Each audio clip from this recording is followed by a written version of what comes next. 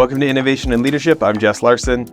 Today on the episode, we've got another reverse interview where I get to be the guest. This time interviewing me is Dallin Malm. Dallin, why don't you tell people a little bit about your background?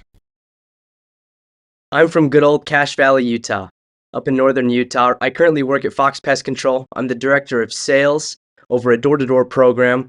We recruit about 500 sales reps every summer, and we go on and do our best to put close to $40 million of new business on every year.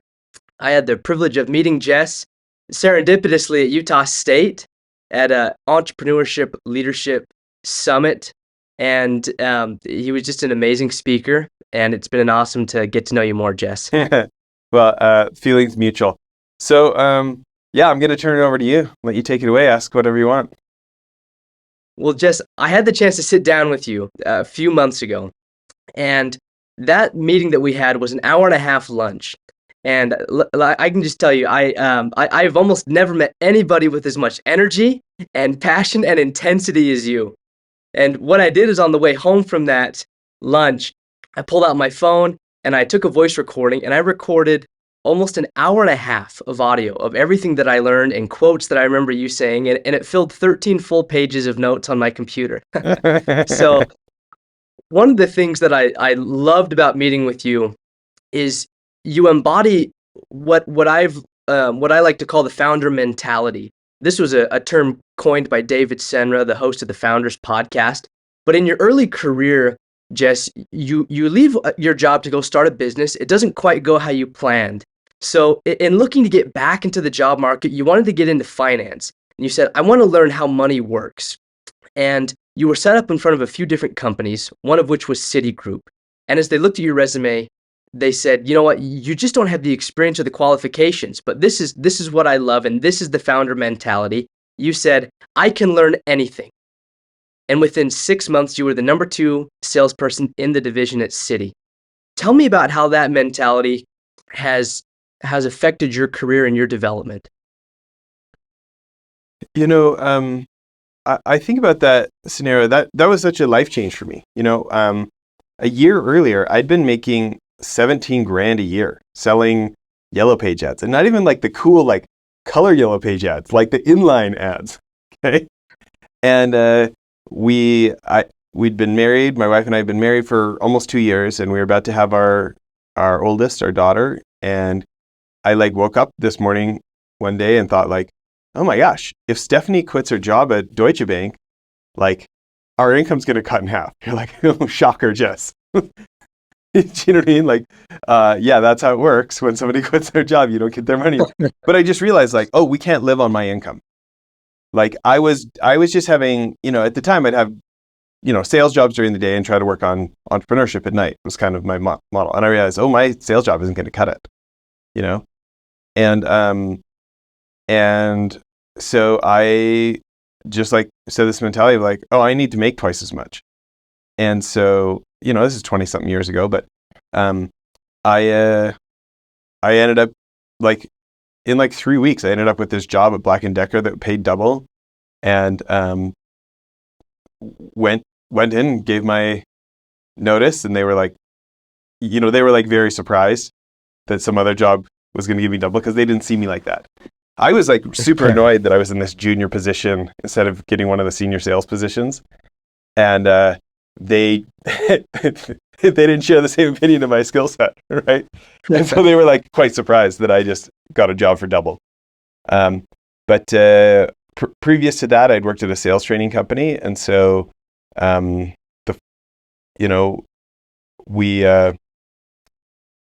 guess this wasn't even a year earlier. This is this is spring of 2004 because Kyan was born in July.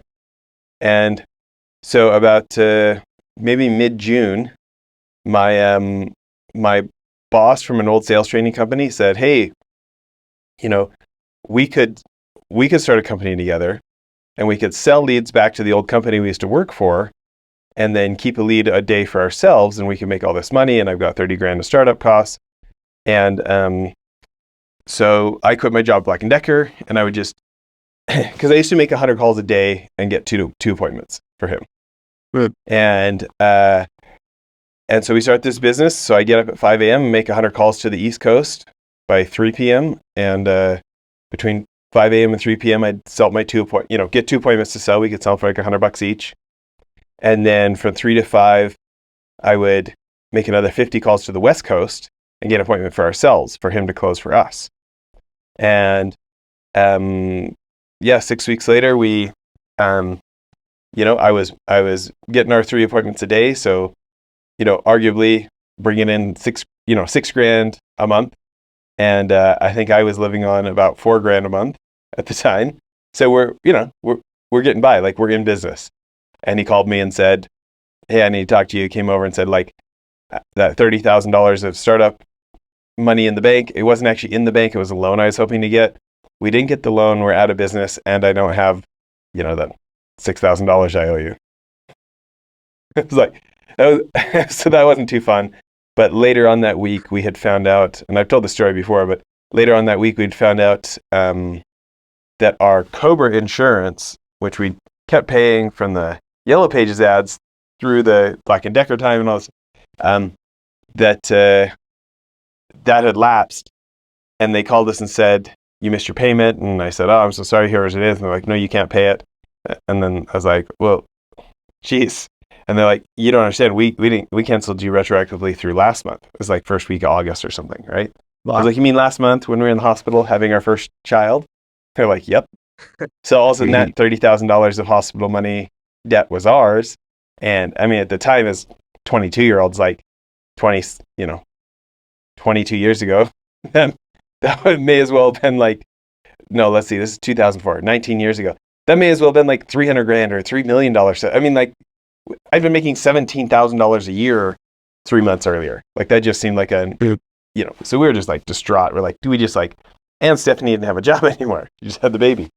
And it's like, do we just give the car back to the bank, declare bankruptcy, and like move in with my parents and back home in Canada? We're in Orange County, California at the time. And it was just a rough time. We talked to our church leader trying to get advice. Should we declare bankruptcy or not? And all these kind of things. And just had these thoughts of like, no, there's no way life could be this bad. And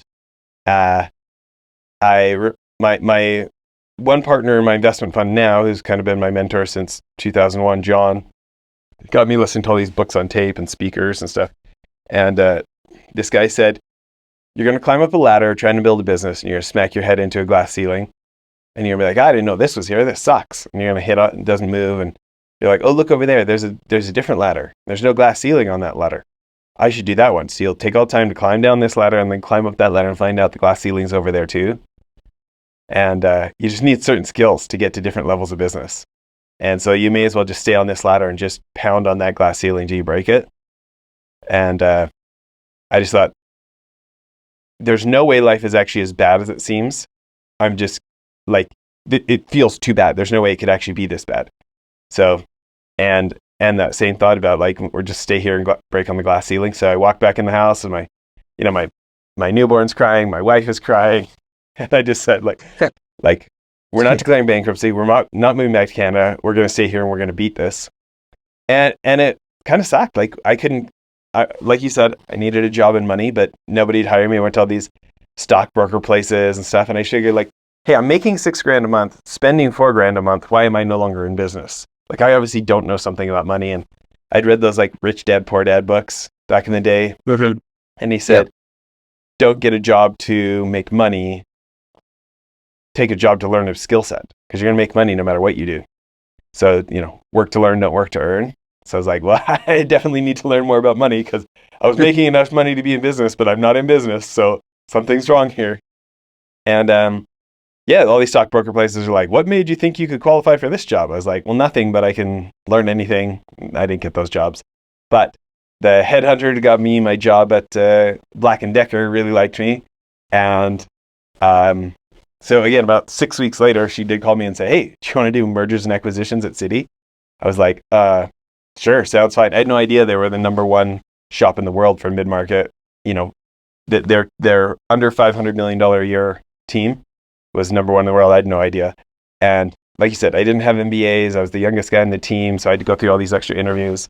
But they figured out that I could probably talk to entrepreneurs, and they let me on the team, um, and it was awesome.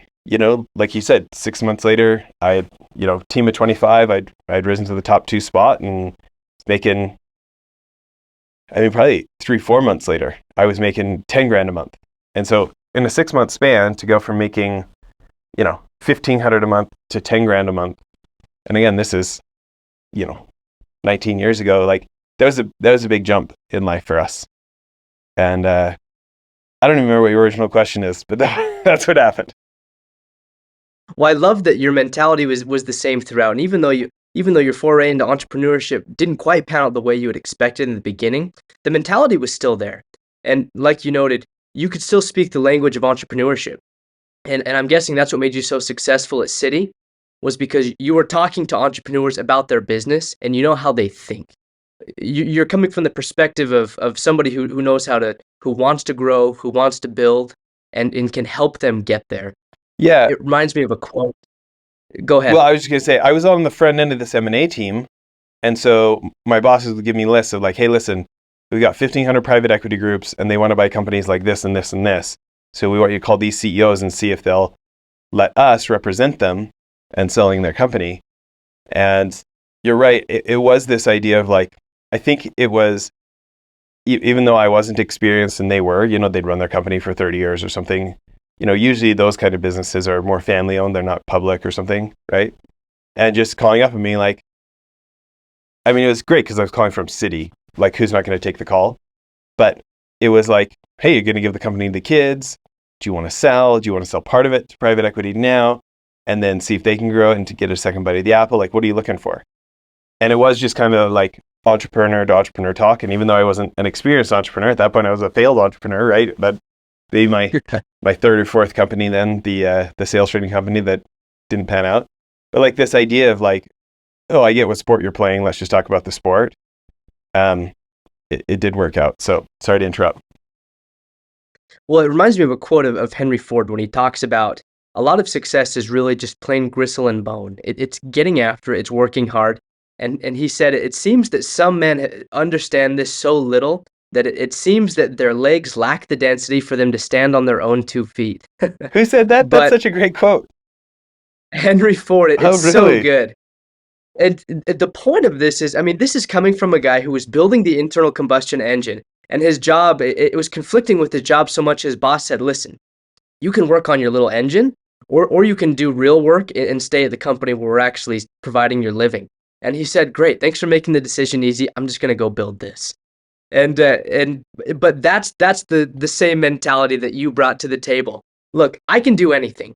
I know I'm not qualified for the job, but here I'm showing up to learn, and I'm confident in my ability to do that. And that's one thing I love about you, Jess, is that's reflected in all of your work, not just your past. And can I clarify that?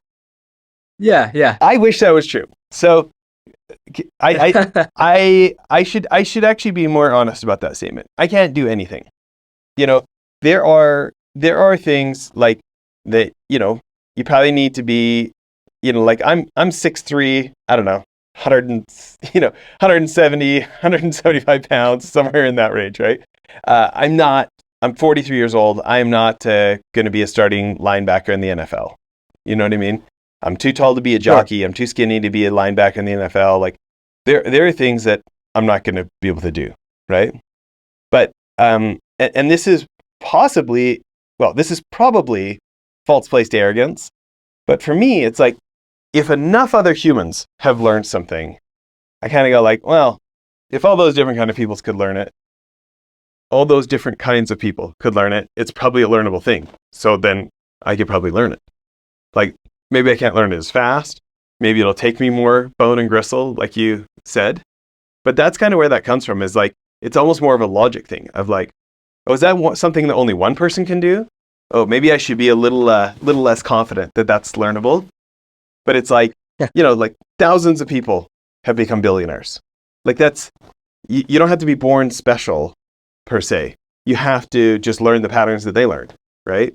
And anyways, so And the knowledge builds. So you started in one place and you had your sales job, you got into entrepreneurship, you're now learning how to communicate with CEOs, but somewhere along the line, a keystone of your philosophy was formed, and that is it's in perfect harmony with what the late Charlie Munger is famous for saying when he said the best thing a human being can do is to help another human being know more. Mm. And I think what you've added to that, Jess, is not only know more, but connect better, to find better results, and to become more personally and in their business. So how is your communication style with CEOs as prospective clients, let's say? How has that changed from instead of just being the salesman at the table to becoming the friend at the table? Who taught you that, or how did you learn that? Mm. It was definitely a progression, but I will say, like, that sales training company I had, that, where I used to work for a sales training business, right? So that company is called DEI Management. A guy named Steve Schiffman wrote the best-selling cold calling book of all time. I think 20 years ago, it had already sold 25 million copies. I don't know how many it's sold now. It's called Cold Calling Techniques That Really Work. Okay. And it's almost like verbal judo. Like, do you know that Grant Cardone book, Sell or Be Sold? Okay. Yes. I haven't actually read that book, but that's philosophy of like, I'm going to win or you're going to win. And it's like combat, right? The book is full of all these like linguistic things of like what you say to the gatekeeper so that they feel more concerned to not let you through than to let you through. And, how to handle an objection when they say this, how to say this to get enough intrigue. And it doesn't work every time, but it had a high, it drastically increases the probability. Okay. And then I just knew my numbers. Like, I just knew 50 calls a day turned into one appointment. So I made 100 a day, got my 2 appointments. But it's like brute force. It's like, I did competitive judo growing up. Like, this is very much a competition. Either I'm gonna throw you or you're gonna throw me, right? And there is this point where something changed. And I think the best books to help someone who wants to do the other kind of selling would be The Trusted Advisor by David Maister and Robert Greene and those guys, and Bonds That Make Us Free by Terry Warner.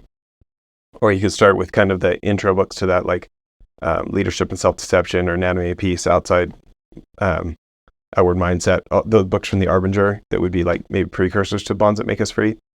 But the analogy I use now, like, I made more money than all my friends just having sales jobs. We are all in our early 20s. And, but when I started to make a lot of money, like 10 times more than those jobs, was this idea of like, I describe it as like a negotiating table. When you sit down across from a prospect, they've like handcuffed you to like the salesman chair across the table. And it's like, it's adversarial, like, courtroom drama, right? Cool. And we can ask questions and we can do things that invite them to think maybe this person isn't like all the other salespeople who's going to try and use me to get a commission. And so caring about them, asking what's in it for them, but actually meaning it. It's like you can earn enough trust that they'll uncuff the handcuff and they'll let you move one chair to the right.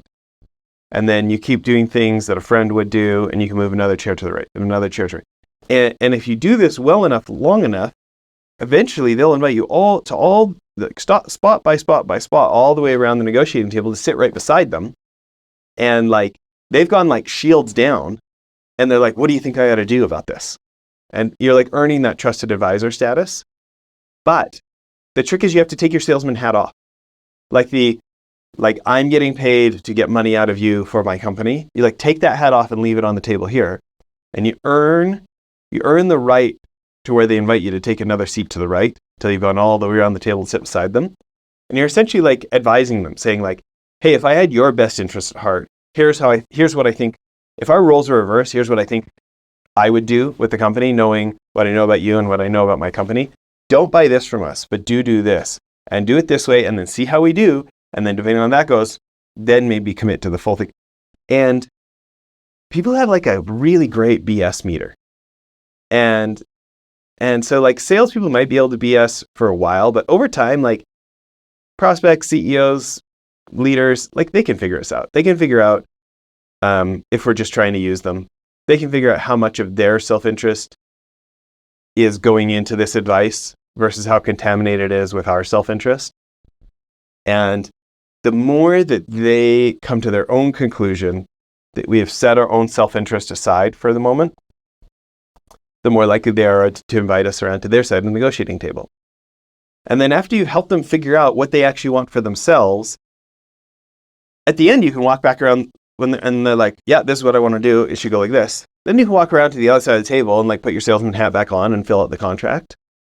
But this idea of like, do you know like the Chinese finger trap? Like when you pull it apart, it gets tight and you can't get it out. Yeah. It's like when we try to rip money out of our prospects' pockets, they hold on real tight. But it's like by moving towards them, doing what's in their best interest instead of our best interest, that this whole thing can work. This whole thing can work out. It's like 100 mentors and 100 books and 100 experiences led me towards that. But those 2 books, if anybody else wants to gain that mindset, I think those 2 books are an incredible head start. That's also the same principle that Dale Carnegie talks about in his book, How to Win Friends and Influence People. You had told me that you read that book at least once a year, but sometimes up to like 3 to 5 times a year. It's about putting yourself in their shoes. What can I do to add value to them? What's important to them? Who are their ideal clients? Who do I know that can help them? You have a few legendary stories that just illustrate this principle. One of them, a high-profile client approached the company you were working at and wanted to buy something around $60,000 of sales training materials. And you knowing that A, the company you worked at wasn't necessarily a sales company, and B, this client had a massive budget, much more than $60,000, and they had a lot of leaders in that organization. And you asked, well, can I just take this client? And as you took that client and you nurtured that relationship, that $60,000 initial purchase request turned into a $2.8 million request. Can you tell us more about that story? Yeah. So that was in the leadership training business. And yeah, I just did things that salespeople don't do. I tried to make their problems my problems. I bought plane tickets and went to their events that I wasn't getting paid to go to. I did tons and tons of phone calls with them that were like digging into understanding. It was like, I just asked myself, okay, what if I had to run this for them? Like, what if they got sick and I was supposed to fill in for a week or a day? Like, how does their world actually work? And like I really had like the golden statement made one time by this lieutenant colonel out in DC. I was living in Utah, out here now. And this was an Army client, and they said I was offering to fly out to DC to help fill out a whole bunch of paperwork for them. And because they'd been whining about it and complaining and putting it off and it wasn't getting done. And so I was like, oh, this is causing you a lot of friction. Can I come help you do that? And he laughed. And he was like, Jess, at this point, I think you might care more about our problems than we care about our own problems, but we can fill out our own paperwork.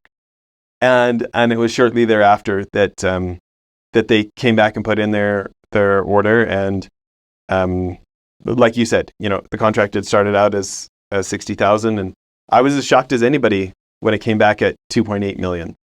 But what had happened in those weeks and months in between was really digging into their problem.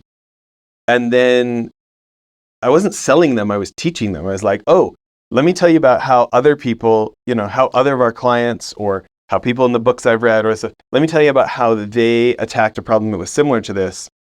And it was like I was just handing them power tools to solve their own problem over and over. And they came to their own conclusion. Oh, we can actually use this. This stuff actually is good, and we can use it in more ways than we'd originally planned. And, I was using the 80-20 principle, right? I wasn't working on a company that had 17 employees. These guys, this department had like 175,000 service members in it, right? So like the prize was going to be big. I couldn't spend weeks and months on somebody if the prize wasn't going to be big. Like it's not like there's still a salesman underneath. It's not like I forgot that I owe the company that I said I would bring the money in, right? But it's like setting that aside and like trying to learn their business so that I could help them like widen the aperture. Like all humans suck at being objective for ourselves. We're like nose to nose with our problem. And like that whole thing about the forest and the trees, see the forest for the trees. Like I never understood what that meant. I always thought that was a dumb saying. But what it means to me is like, as a human, I'm nose to nose with my own problems. And it's great to have somebody who really cares about me, who's not so self-interested, ask me the kind of questions that help me take a step back and see how big this tree I'm looking at is or isn't. And then take another step back and get even more objective and see the other trees around here and take another step back and see the whole forest full of trees. And just help me get the kind of perspective that will help me like, it's like a teeter-totter. If you've got unhelpful negative emotions and good rational thinking on other ends of the teeter-totter, it's like, ask me the questions to bring down my unhelpful negative emotions and bring up my adult thinking, my rational thinking.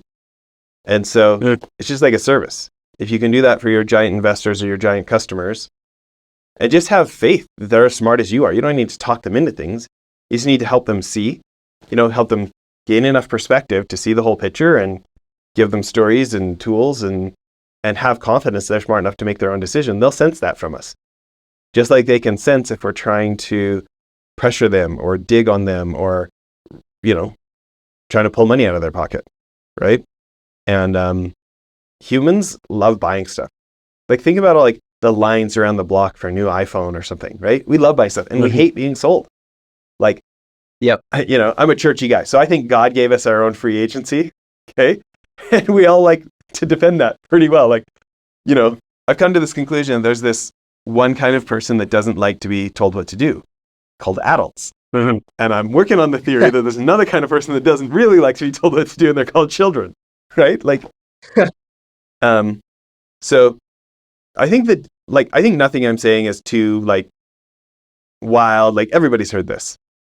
But I look at the people I look up to who are super effective of it, is their ability to live it, to genuinely set their personal agenda aside, to genuinely stop thinking about how big their commission check is going to be, and to truly, truly, truly go like, what do I actually think is right for this person?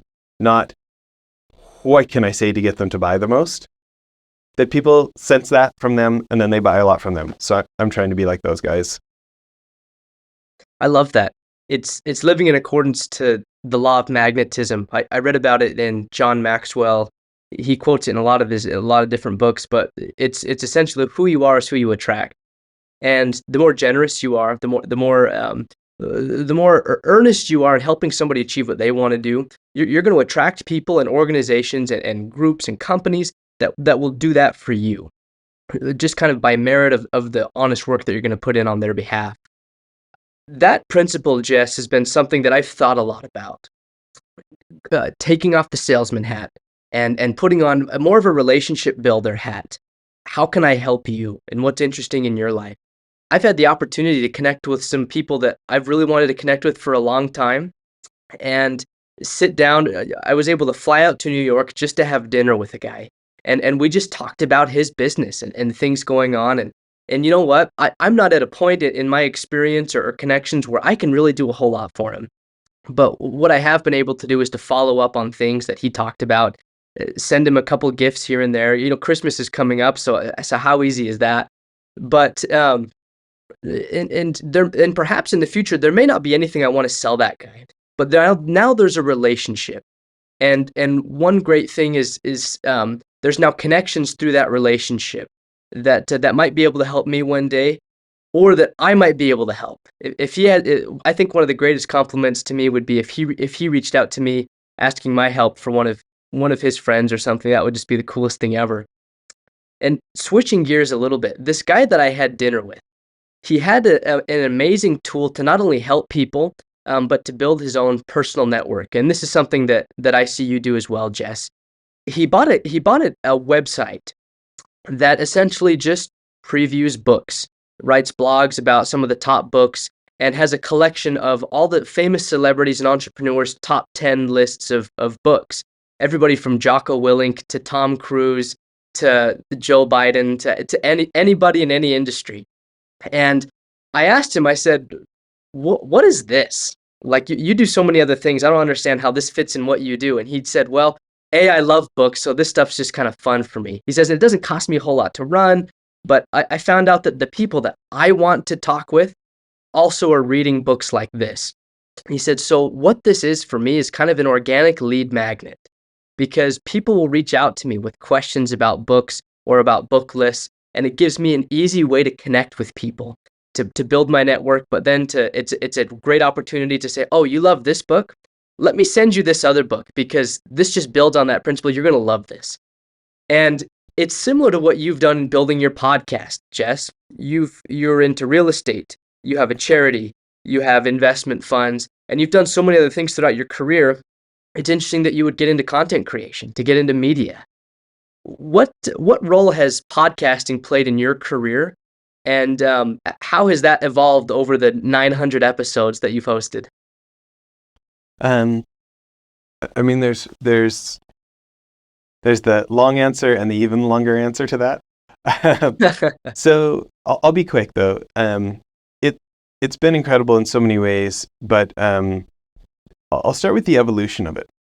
I started out because I realized it's a great way to make friends. Like, I knew I was going to start another investment fund, and I figure, like, dig your well before you're thirsty. I can get free advertising for our charity, Child Rescue Association, for now, and I can just make friends with a bunch of wealthy and high-profile people, and then whenever I start my next fund, I'll already be friends with them, or at least have connections to them, right? And I really had thought of, like, my books. My books are my babies. I'm this audiobook nerd. I always listen to my audiobooks. And I thought, this is where, like, the real wisdom is. But it'll be fun to have fun conversations with people. And plus, like, I'm a people person. Like, I thought it's cool. Oh, I want to meet this Olympic athlete. I want to meet this Delta Force guy, this guy who built $1 billion company. This, like, oh, this will be fun. Like, I'm interested. I'm kind of like you, where I had kind of over my career spent quite a bit of time buying lunches or dinners for people more accomplished than me and learning about them. And so it was kind of an extension of it, right? The evolution is, yes, it got me clients. Some of the guests became clients or investors. Some of them gave me referrals to clients and investors. But actually, the bigger opportunity was it raised my status a lot. And that could sound like a really shallow thing to say, except that when other customers who had nothing to do with the podcast were evaluating me and our companies, they're looking for social signals to be like, well, it sounds pretty good, but does anybody else agree? Humans, like, we get called sheep for a reason. We really like to look around and see, what does everybody else think, right? Because if I think this Mexican food place looks great, but it's got like 40 one-star reviews, I might, maybe there's something I don't know here, right? And so it really changed the social signals about me. When I'm hanging out with, guys who built multi-billion-dollar businesses, and they're giving me advice, and they actually want advice from me, and we're staying friends and things like this, that comes out in the conversations with completely unrelated clients. And, when we get to do work like we're producing podcasts for Bloomberg or Columbia University or this $1.5 billion financial firm, again, those are just social signals where somebody's like, well, you're talking a good game, but what other evidences do I have that, I'm not about to waste my money? It's like, well, these are the kind of people I get advice from and that actually ask me for advice. These are the other kind of clients we have. Yeah. It's like, it just gives them a little bit, it requires less faith for them to want to hire us or to become an investor in our real estate funds or things like this, right? So it's changed a lot there. But I'll say the big evolution is, and this is not going to be shocking to anyone else, so it's funny that it was shocking to me. In so many ways, those interviews have passed the value in my life of books. Books are incredible. You can get like a lifetime of somebody's knowledge packed into a 6 or 12-hour audiobook, and they are still incredible, and I love them. But it's so surprising to me, like when I get to have my favorite authors of all time, Richard Koch, self-made billionaire that wrote the 80-20 principle, right? I'd read the book so many times before having him on the show. And when I get him on the show, I'm hoping to get like this new insight I'd never heard before, because now I'm finally talking to him. And it's like, I didn't get that. But what I did get is I got this like deep human to human connection and figuring out that he lived his principle even deeper than I had realized reading the book so many times. Steve Blank, who wrote the Startup Owner's Manual and 4 Steps of Epiphany, but his last startup he'd sold for $8 billion and then went and taught at Stanford and wrote those books. The Lean Startup Movement, Eric Ries is completely based on Steve's work. And this idea of like, quit guessing what your customers want and actually go ask them and then fix it according to what they say, right? Customer discovery, customer development, customer validation, all this work. He just lives it so much harder than I'd ever realized reading the books, and every one of my friends who start companies went and asked people, oh, do you think this is a good idea? And they did their research and stuff. But if you take his class, he makes you go interview 10 customers a week for 10 weeks.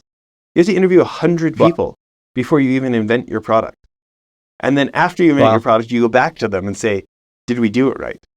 I'm like, wow. I don't think any of my friends have done that. And then as the interview goes on, he's talking about hiring marketing firms. And he's like, well, I only hired a marketing firm that I thought knew more about my business and my customers than I did. And he's like, I make my students interview 100 potential customers, but when I start my businesses, I interview between 200 to 300 when I do it. And I was like, mind blown. What? Like most of my friends, there's a whole bunch of times I talked to like 10 people. I was like, yep, this is a good idea. Let's start the whole company. And he's talking to 200 to 300. Like he lives it so much deeper. And that's been the magic of talking to people versus just reading the book. I got the concepts out of the book, but like the like soul connection, of like, oh wow, you got to live it a lot deeper. That happens on the interviews. And there's something about a book that the formality of it can limit, where people want to look smart and they've got all these editors and this kind of stuff that talking face to face, especially when they know you really like them and you're curious about what they want to do in life, they open up a little more and they throw anecdotal stories, guys who I'd watched tons of their YouTube keynote speeches and interviews and other podcasts they've done. There's something about when I asked my question my way that they gave an answer that I hadn't heard anywhere in the previous 5 to 10 years of listening to them, and so there's these special nuggets that were just for me kind of thing. And then when you turn off the camera and you're like, if you had a good connection, you're like, hey, we're done recording. By the way, like, I really appreciate it. This was fun. I'd love to stay in contact, anything like this. If they felt it too, they're responding that back too. And then they say things like for sure, the magic happens after the camera is off. Like, I feel so bad for my listeners that I can't record what happens afterwards because they're like, oh, so one thing I didn't want to say on camera is, and then they tell me these like incredible stories, and like, it's magic. It's changed my life. It's not hyperbole to say it's changed my life. And another big evolution is like, at first I was doing it to meet investors, meet contacts, stuff like this. But what's happened over time, and this sounds dumb, is like, I made a whole bunch of my best friends, like a bunch of like my texting buddies that we like call and bat ideas around. I like people who live in some other city that I never would have met without the podcast. And it sounds dumb, like most people think they have enough friends, but like, it's so fun to have made friends with people who are like taking life by the horns and getting after it. And like, I've never really fit in, being kind of a crazy entrepreneur who wants to do things, and everybody thought I was too risky, and people didn't get me. I don't know, I've got too much ADD, things like this. And so to like spend time with other people who get me, who want to spend time back with me, is actually like very personally rewarding to like be friends with the kind of people like you talk about Charlie Munger, he and Warren Buffett consistently said things like success in life is at the end of your life if the people who love you back, and that's another evolution. I didn't really think I had a big friendship lack in my life, but man, it's been great.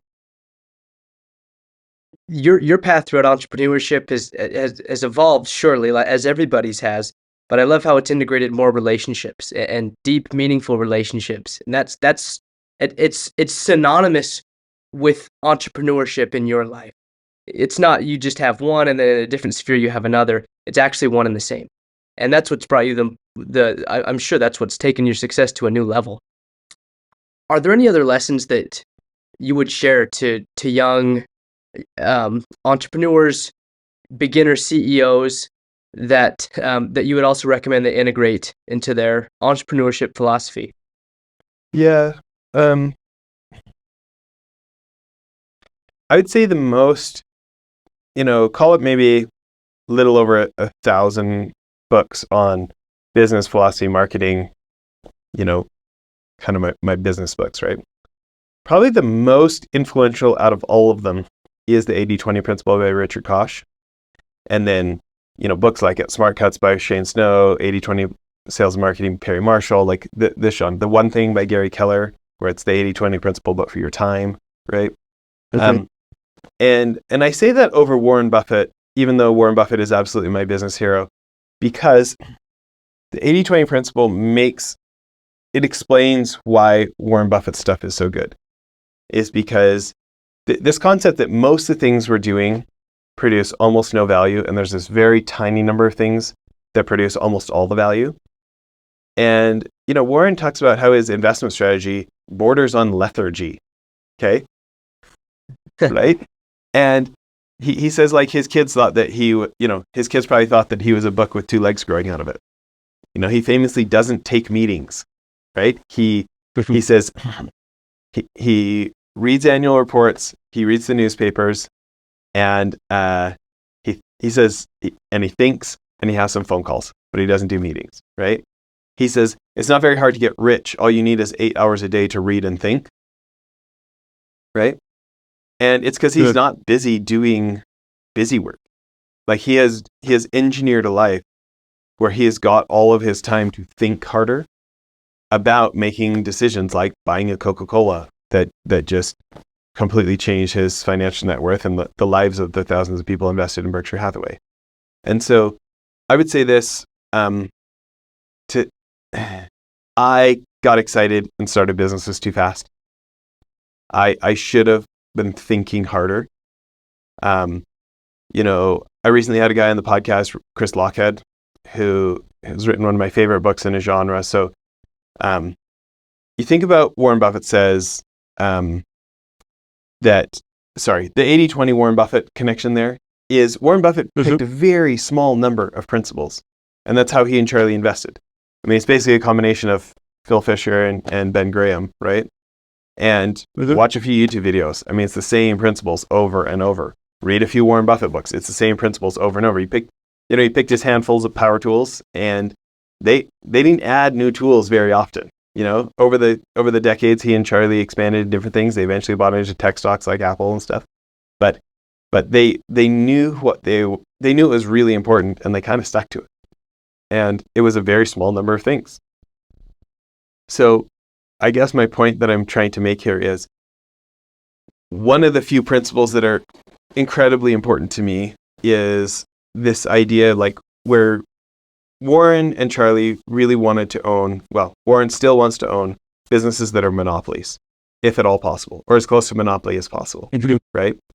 And they want to, if your business is a castle and it makes a lot of money, Warren says marauders are going to want to come take that money from you. Oh, that makes a lot of money. I should do that too, right? Yep. So, and as soon as somebody's doing the same thing as you, then the only difference between the two of you is how cheap I'm willing to do it versus how cheap you're willing to do it. And all we do is we have a war where we just price cut until neither of us are making any money, right? Look at the airlines, look at gas stations, right? So what he says is you want to own a castle, you want to have a business that has a big moat around it and high walls and a knight with integrity as the CEO defending this castle from those marauders, right? And it takes hard thinking. It takes hard thinking to find something that is both really different, really valuable, like that people actually want to pay for, that's really defensible. That's really hard for somebody to just come along and do the same thing as you. But that all that time and hard thinking is actually much more important than the hard work, right?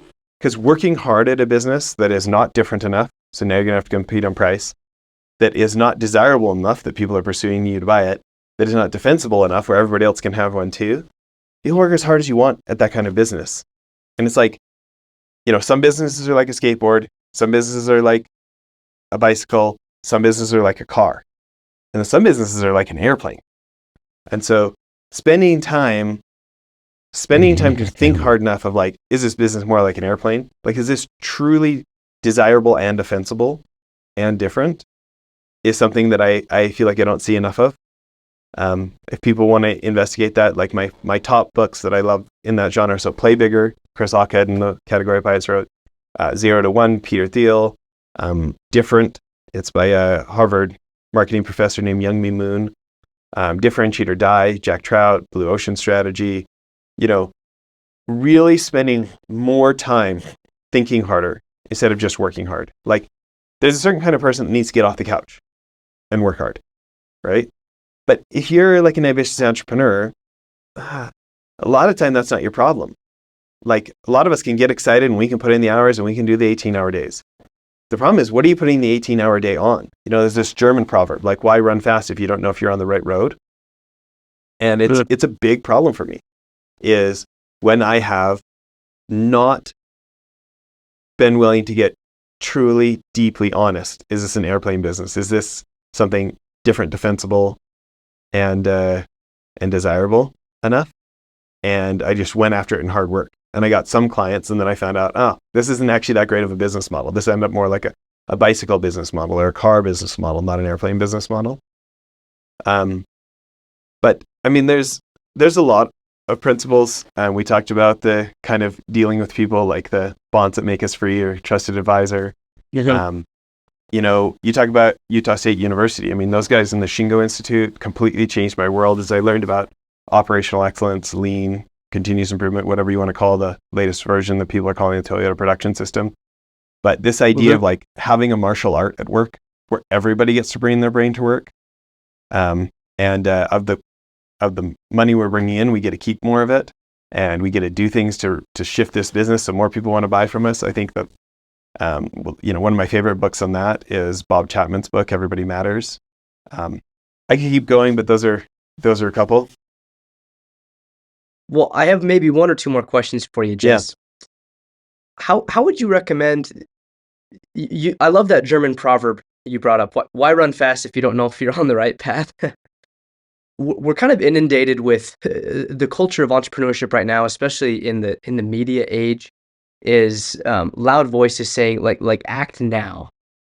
Some influential entrepreneurs I know actually have that tattooed on their fingers. Act now. It's just such a big part of their identity. And there's a lot of that I think has really good merit and that sets apart entrepreneurs from other types of people. However, there might be an occupational hazard with that if you don't have the right foundation or expectations. And yeah, maybe you can learn that along the way.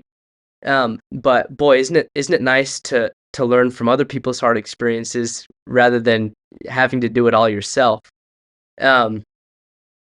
What kind of a foundation would you recommend people wanting to build a business start in? And maybe instead of just diving in head first and putting everything on the line, in some cases, maybe that's the right thing to do. But I would imagine that's probably more unique than general. To me, again, it goes back to the 80-20 principle. Okay. Thinking through, like for me, I just took this mentality, like if I got to go work for 8 hours a day, I may as well get paid the most for it. Right. And I think that there's a place for hard work. I think that there are too many people who are on the couch. I think that there's many times that I have been oscillating. Should I do this? Should I do this? Should I do this? Should I do this? Should I do this? And had I just picked one, I'd have been better off, right? Than sitting around vacillating between too many options. I think that there is magic in getting started. Like we're trying to build a multi-billion-dollar investment fund business right now. But you don't start at that level. You start with one deal, then you get the second deal, right? Like we make the joke at the company that when we realize we're sitting around too much, it's like, hey, it's hard to steer a parked car. Like, let's just get this car in gear. Because even if it's pointed the wrong direction, if we can at least shift into first, we can now we can turn it around and point it in the right direction. But there's only so much you can do while it's parked, right? So there is this place for taking action. And you know, I've never had anything in life go like, oh yeah, green lights the whole way through. You know, like I pray hard, I work hard, and I take the green light I've got, and we keep going until we hit a red light. And if we hit a red light, then we go, oh, maybe this wasn't it. You know, but it's a balance. You know, it's a balance beam. You can. There's absolutely a problem of underworking, and then there's a problem of overworking, because you know Richard Koch is consistently talking about how when people work too hard, they don't have enough time to think. And like Warren Buffett says, all you need to get rich is 8 hours a day to read and think. Well, I know people too busy doing 12, 14, 16, 18-hour days to doing much reading and much hard thinking. And so busyness is a curse. You know, think about how busyness became a badge of honor. Oh, I'm so busy. I'm so tired. Like somehow that's like virtuous, you know, right? I would say this. There are absolutely self-made billionaires, people built $100 million companies out of brute force. I mean, they just outworked the competition, and it happened. Right. But when you look at the people who have created, like, let's say you're playing the sport of money. Hey, I want to have tons of money to give charity and sign the giving pledge, like Warren Buffett and Richard Branson, these guys. It is so often the hard thinking that invented the system to work for them, not them trading their hours for dollars, that produced the money, right? And so this love of hard work, it has its place, and I think that it's overdone.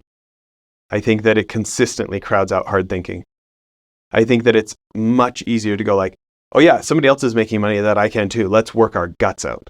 Let's sacrifice time with our friends and family. Let's sacrifice our health. Let's sacrifice all sorts of things. And we'll just work really hard at the same thing as the other guy. To only find out like, oh, this was actually a bicycle business model. Like it can only go this far because of the limitations. And there's a whole bunch of other people doing it. So we can only ever charge so much for it. And, you know, more time really pushing ourselves with the phone on airplane mode somewhere at like, I don't know, go to some coffee shop where nobody knows where you are, so nobody can come into the office and be like, hey, can I ask you one quick thing? Like Cal Newport's book, Deep Work, about getting like 3-4 hour stretches of uninterrupted time to just write and think and read and push ourselves. And I think it goes back to like Terry Warner and Bonds that Make Us Free and radical self-honesty of like listening through our own BS. I've talked myself into so many of the wrong things. You know, we talked about how did I learn the trusted advisor sales? So like, you know, I call it the friendship orchard. You just plant a bunch of friendship trees and water and fertilize them and, you know, do the kind of things that get you invited around to the other side of the negotiating table, right? And part of the way I learned that is because every time that I got self-interest and I got worried about my commission, I screwed up a sale. The investors, things were going great. And then all of a sudden they pulled back. I mean, it's like dating. Like we have all these like FBI counterintelligence guys and CIA case officers on the show or that help us at Child Rescue. They talk about books like How to Win Friends and Influence People, but they also talk about dating. They say recruiting a spy is a lot like dating. Okay. Well, yeah, guess what? You go in for the kiss before she wants it, she's going to lean away from you. You know what I mean? Yeah, I had a lot of investors lean away from me. I had a lot of customers lean away from me. And it was like, I was, you know, I'd taken my salesman hat, I'd set my self-interest aside for a while, and they're coming together, and we're leaning in. And then all of a sudden I'm like, this is going to be a huge commission check. And I started thinking about that. And if they lean away a little bit, I'm like, no, that's my huge commission check. Don't lean away. And then I start leaning towards them, and them lean away further. You know, it's by screwing it up over and over that goes like, oh, wow, I talked too much instead of listening. You know, when FBI counterintelligence officers are recruiting somebody, they do 70-30 listening, where they want to talk 30% or less of a conversation. Do you know how many of my failed investor meetings or failed sales meetings were me talking more than 30%? Instead of asking them, hey, what's your investment mandate? Like, you knew what kind of investment I'm selling. Why did you decide to take the meeting today? You know, what is it that was interesting about us? Like, I've got 100 things I want to tell you, but who cares? What do you actually want to hear from us? And having that kind of conversation, all of a sudden I got the money. In fact, I got checks written bigger than I would have asked for, right? When I sit around and try and talk them into it, they just lean away. And then when I lean towards them, they lean further away. And it was a waste of time and a waste of gas, and it didn't work. So back to your question of what to start with. I would really read these books, Play Bigger, right? Differentiate or Die. I would read the 80-20 principle, 80-20 sales and marketing, Smart Cuts, these kind of books. And I would read the Warren Buffett books. And I would start going like, okay, is the vehicle I'm choosing likely to get me the destination I'm looking for? I used to do CEO coaching, and I got up to where I was charging $500 an hour. Well, guess what? There aren't enough hours for me to ever make $1 billion and join the Giving Pledge as a CEO coach, being a self-employed person. Right. It's like a skateboard business, right? It's not reasonable. It's not a reasonable vehicle to get to the destination I claim I want to go to, right? And getting really, really honest about what I want to do versus, is this truly a vehicle that has a high probability of getting me to the destination I say I want? That's a tough one, because if you're an entrepreneur, you're probably a salesperson. You can probably sell yourself on anything. So becoming objective, getting advisors, reading books, listening to podcasts, watching YouTube videos, and asking people smarter than yourself who are willing to be objective instead of just tell you your idea is a good idea, and really pushing yourself. Hey, I can sit around in the shop and build a vehicle, but I claim I'm building a car, or I claim I'm building an airplane. Am I really? Okay. Am I really being honest about what it would take to do that? Are the people on my team? Is the amount of money we're raising? Are the amount we're charging our customers? Like, is this reasonable for us to build an airplane? Do I have the kind of people on my team that investors would believe can build an airplane? Oh, I don't. I've got to do something different to get those kind of people to want to join our team. And that might mean upgrading myself. I mean, whatever it means, it probably also means upgrading yourself. Who you are as a person, your own personal integrity. Read the Stoic books, Obstacle is the Way by Ryan Holiday. Read the kind of books that John Maxwell. Read the books that will challenge you to become a better version of yourself. But, maybe you need another skill set so that you could even get the kind of team to think that you could lead them, right? But I think lack of self-honesty and lack of hard thinking are two of the biggest problems for entrepreneurs. I don't think it's lack of hard work.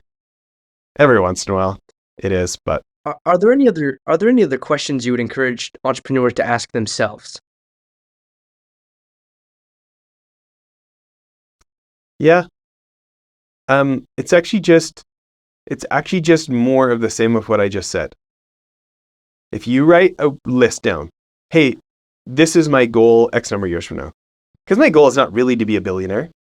My goal is to be able to afford all the Delta Force and CIA case officers and all these people to do the child rescue stuff that I want. I want them out helping cops and training cops and all this stuff. And I want to make movies, right? I don't actually $1 billion is just a number, tens of billions, hundreds of billions. It's just a number. That's not actually what I want, right? It's the result. It's the what I think it will get me that I want. I want politicians to want to take meetings with me so we can talk about laws that will protect our children from predators, right? I want to make my own Jason Bourne movies without having to beg, right? Well, if I'm very destination determined but vehicle agnostic, right? Then as I get more and more honest and go oh yeah, I thought this business was an airplane, ends up it's a car. My willingness to not have my identity wrapped up in the business lets me then get rid of the car and actually upgrade to a real airplane business, right? If I get too married to the vehicle, I am a private equity guy. I am a CEO coach. I am a media executive, owner of a media company. Like if I get too wrapped up in my identity, that could keep me from the destination because I get married to a vehicle. And even when I find out the vehicle isn't going to get me there, I just lie to myself about it. I just rationalize it because I've got too much wrapped up in the vehicle instead of the destination. That's another one. I love that. I'm definitely going to write that one down. Destination specific, but vehicle agnostic. That is a great line, Jess. Well, and this has been time well spent for me. I'm just going to add one thing to that because I'm not truly vehicle agnostic. I've tried to do some businesses just for the money, and it's genuinely hard to be world-class at something you don't like doing. It's truly hard. I believe it. And so being honest about like, this is a good business. This is a really good business. This might even be an airplane business for somebody else, but not for me. Because I don't like going to work to do this business. And like having the honesty, like, it can be embarrassing. It can be like a loss of face to then let everybody know, hey, remember how I convinced you I wanted to do this? Yeah. Well, I've got new information. I don't. Right? Everybody will tell you you're crazy. Why would you give up your security? There's all these things. But like, what really matters is if you're doing what you think you should do. And if you know you don't love this business and everyone else thinks it's cool, you could get talked into staying. Right? If you get a lot of accolades and you get public recognition and you get and you're getting paid, right? But you know it's not the right thing for you, it's very tempting to stay. It's easy to stay. Sure. But I think the people who I look up to the most are they're so into radical self-honesty. I look at the people on my podcast who have built companies in the millions, tens of millions, hundreds of millions, billions, and multi-billions. I think the further you go up that list, the more radical self-honesty I hear, where they're interviewing customers all the time to find out what's wrong with the product, not what's right with the product. They're not out there just looking for people to tell them how great they are. They're like, how can I shave off some more friction of what we're doing? And they're so humble to want to find out they're wrong. They're so much more interested in the product being a perfect match for the customer than anyone telling them they're smart, that they build companies way, way bigger than the other guys. And so I've got an ego just like anybody else. And so I'm like, this is my effort of like to tamp it down and to not just believe I'm so smart. And it's kind of a juxtaposition because they're so humble to think and listen. And then they go off and they think really hard and connect the dots that no one said. And they don't just do what their customers ask. They listen to what their customers ask, and then they think really hard about what actions people take too, and what they've observed. And I just admire that because I think how many of my problems in life have come from tamping down that feeling that this isn't quite right, or this isn't quite as good as I thought it was, or these kind of things, and just trying to ignore that and wasting time, wasting money, and wasting my life on that. It's that radical self-honesty. That's the same thing that I recently read about Sam Walton is when he was building Walmart, he would go visit store owners and he would sit in their office and just say, he'd walk the store with them, then he'd sit and say, what are we doing in Bentonville that makes it hard for you to do your job?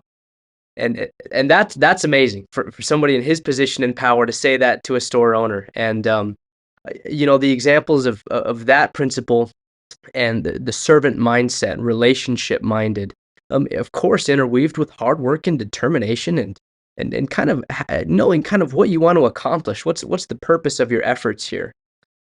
These are amazing principles, Jess. This is just, I'm honored to have spent this time with you. Thank you so much. It was way more fun for me. Thanks for doing this. You bet. Okay, bye everyone.